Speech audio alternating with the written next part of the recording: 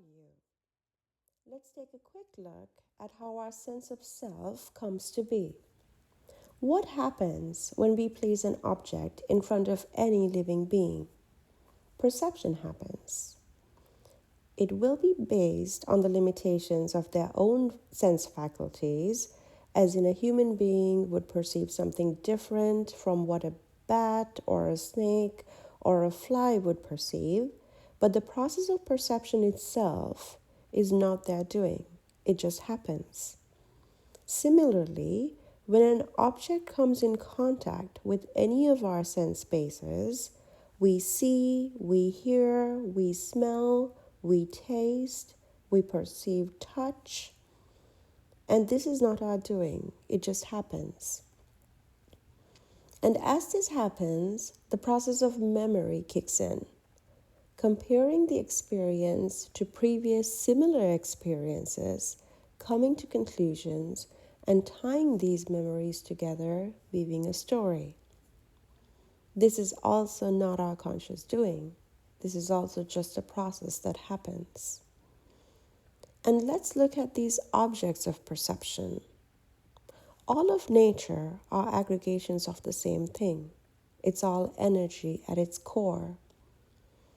This energy aggregates in the form of atoms, molecules, and in this case, cells, petals, creating what we perceive as a flower. And it's not just the world around us, even our bodies and minds are all different forms of energy at its core, including our sense faculties. But we don't tend to perceive it that way.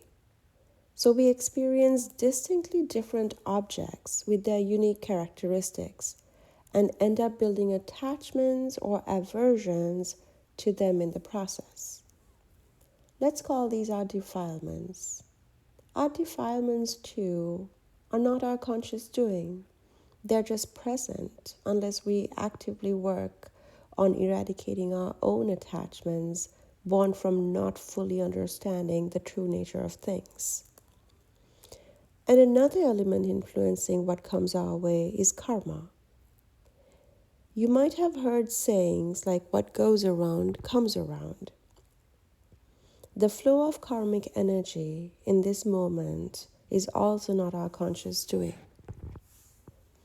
So let's put them all together.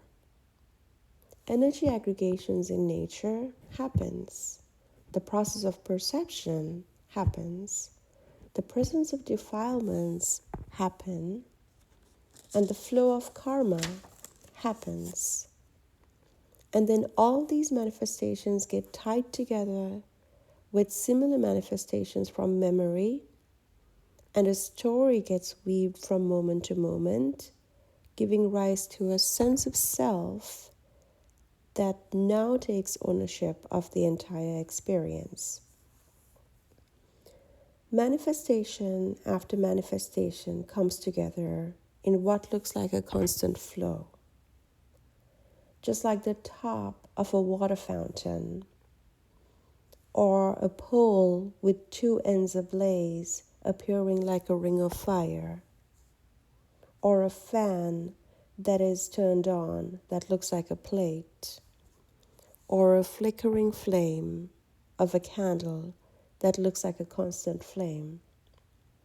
From moment to moment, the energy aggregations, the process of perception, the presence of defilements, and the flow of karma continuously create an illusion of a seemingly constant sense of self.